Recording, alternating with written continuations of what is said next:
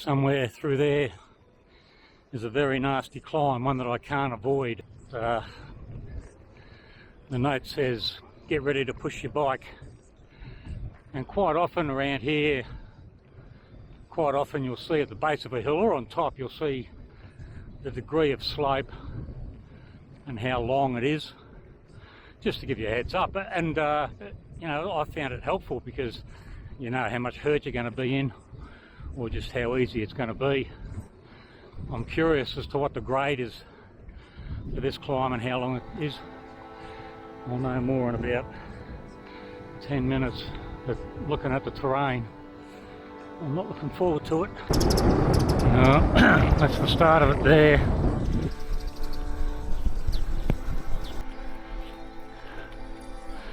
I've done some big climbs over the years. I've done the Bakjin Pass in Vietnam. I've done that twice. I think that's 500 metre elevation.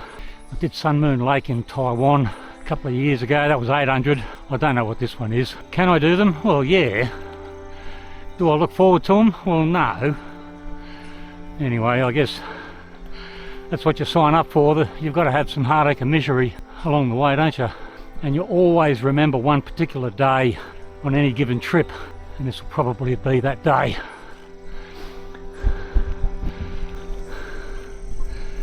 %.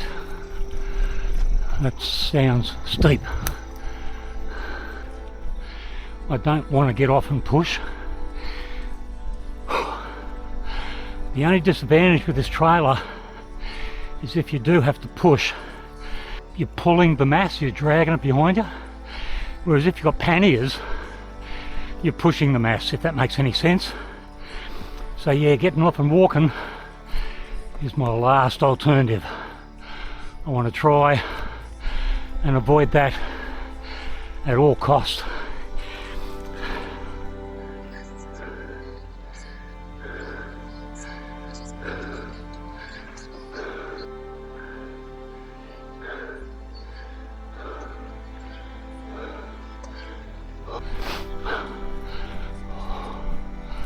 G'day mate. Oh.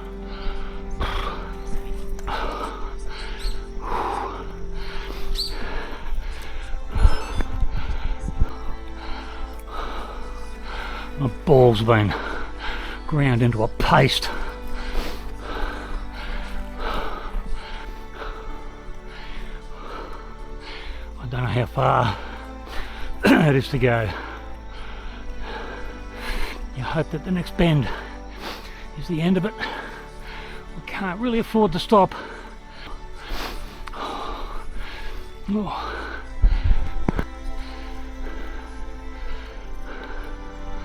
I think that's the end. There's a big cutting through the rock there. That could be the crest. I hope so. Oh yeah, we've climbed. There's that bridge that's under construction.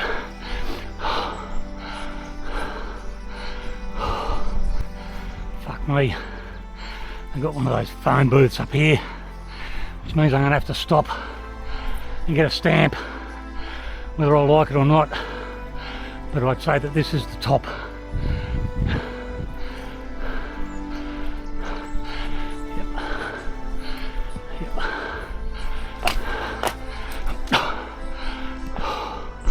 Can't feel my legs.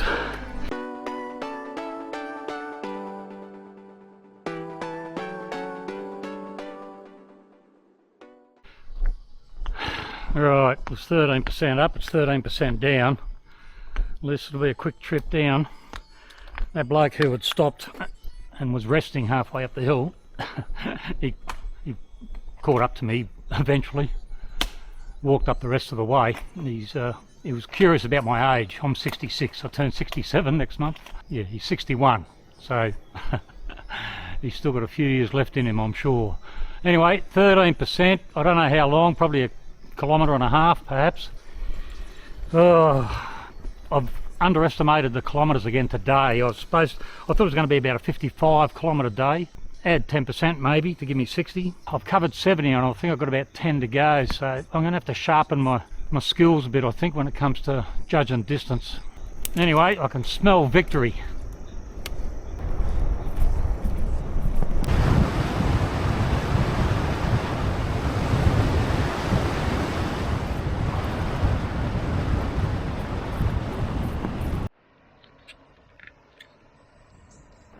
Just approaching town now, only a couple of kilometres to go, and I read a note on that GPX file, and the bloke makes mention that, you know, this is the last place for hotels 50 kilometres either side, so even if I got here earlier and I was keen to move on, I wouldn't have had 50 k's in me. So it's been a long day, longer than I expected. What I thought was going to be a 60k day has turned out to be 90 kilometres. And if you don't anticipate that at the beginning of the day, once you hit that 60, everything else after that is a dick drag. Anyway, I'll find a hotel. I'm sure I'll have plenty of options from what I've seen on the map. This bloke's going to kill me. Finish too. Dirty cunt.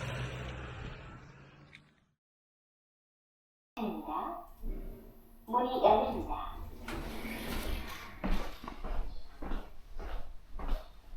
Alright. I wouldn't mind a day off, and today is day 8 on the road, and normally I would factor in a rest day every 4th or 5th day. I've chosen not to up until now, only because there's not a lot to see or do in these towns for a bloke like me. But that aside, yeah, I thought each day might have been manageable and doable without the need for a rest day, but yeah, I wouldn't mind having today off. Yesterday was tough. I'd like to say I know what to expect today, but quite frankly, I don't. It should only be a 65 kilometre day, but the way things have been going, it'll probably be 80. Anyway, we're a day closer to Busan. My guess is I'll be there tomorrow.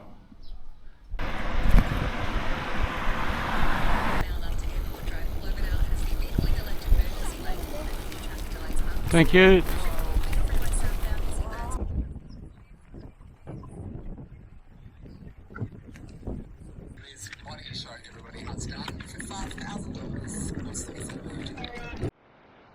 And the forecast is for rain today, later in the morning or early afternoon. Could be quite heavy at times as well. So, I mean, I got wet weather gear with me, but I don't want to don it, because to don means to put on, for those, yeah. I don't want to don it if I can avoid it, because you just start to melt. Anyway, we'll worry about that if and when it happens.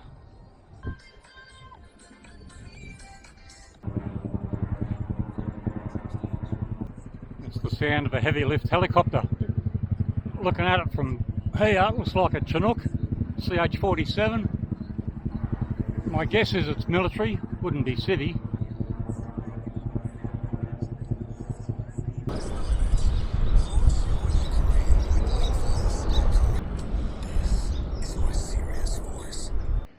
I've got a theory, and I'm going to share it with you. I reckon that these cycle paths, when you're alongside the river, are on top of a levee bank.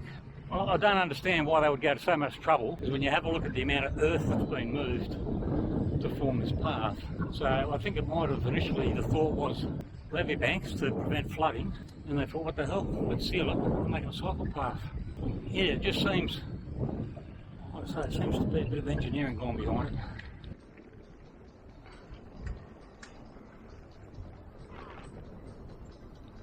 I'm just going through another one of these established campgrounds.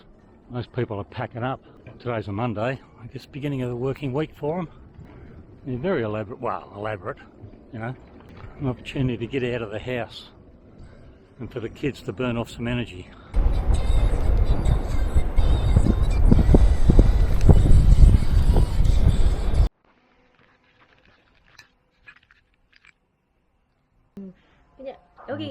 여기 커피 한 잔 드릴까요? 잠깐만요.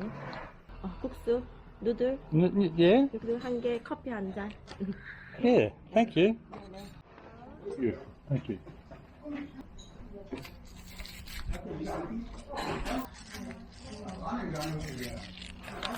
Another pleasant exchange with the locals. Just pulled over to get some lunch. Yeah, you got that language barrier, but now with these translation apps, you know, it takes a process, but yeah, pretty painless and you know, fun in a way. And I had a really enjoyable exchange last night at dinner. I went to one of those Korean restaurants where you cook your own meal at the table, pork ribs or something. And clearly the bloke next to me knew that I had no idea what I was doing, so he showed me the process, walked me through it, so to speak. And a couple of tables away, the people there were so entertained, they shouted me a beer. And it's those sorts of experiences that yeah, provide you with lifelong memories. The same thing happened to Trevor and I years ago in Thailand. A couple of Westerners who had no idea about local culture. Anyway, that was a meal of noodles and a nice coffee, and that'll keep me going until dinner time tonight. Oh, this is interesting. Looks like we're going bush. I never expected that. There were no notes on the GPX file. Oh. Okay, well, that was short-lived.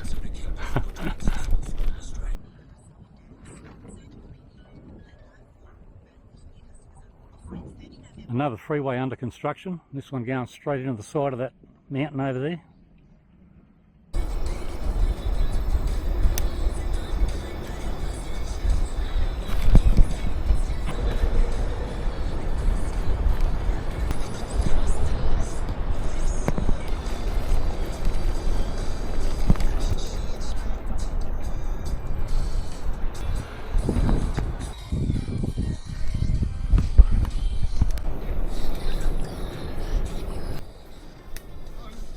G'day mate, how you going?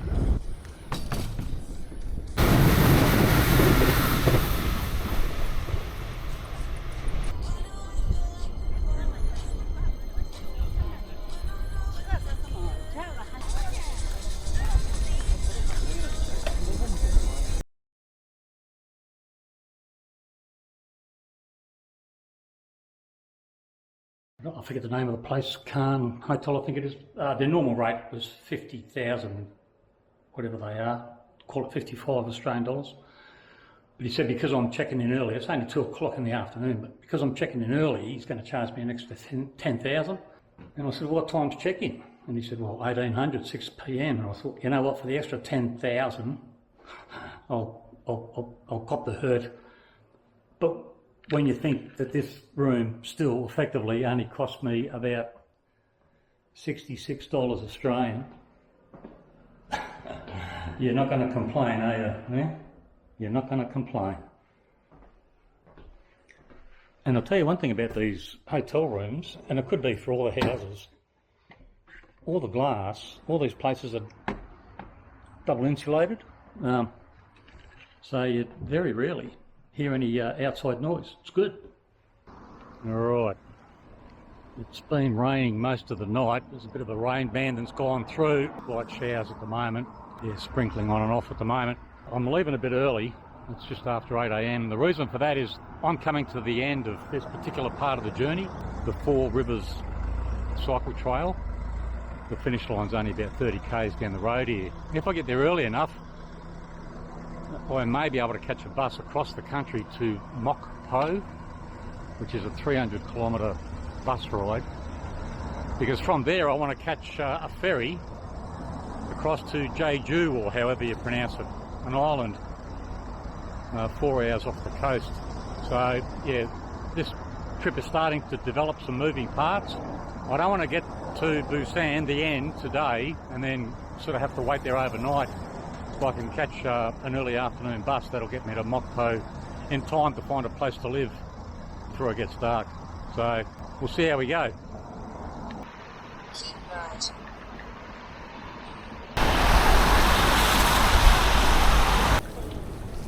Houses on that line.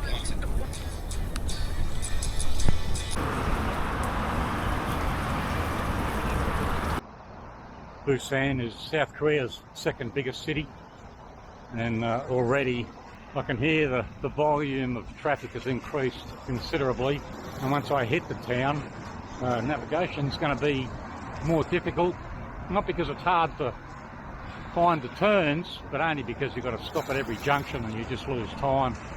The rain got to the point where I was going to pull over and suit up, and of course typically as soon as you do that, the rain stops. So I'll just keep persevering in the light drizzle.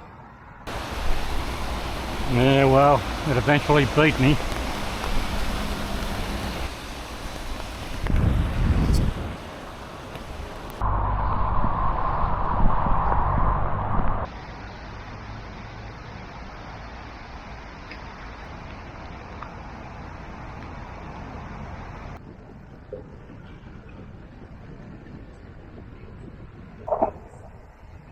That island is the end point for this particular cycle trail.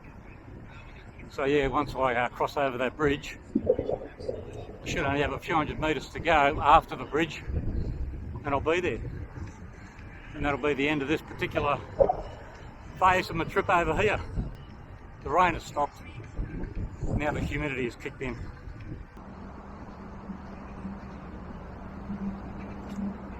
And there it is.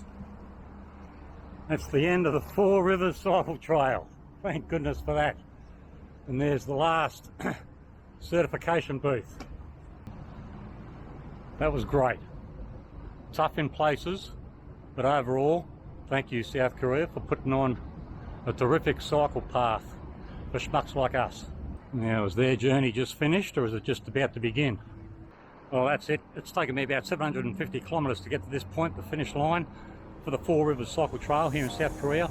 From here I'm going to try and catch an early afternoon bus, go across the country to a port city, and from there catch a ferry to Jeju Island and spend the next few days cycle touring around that. Anyway, look, if that was the final approach, you know what that means. See you on the other side.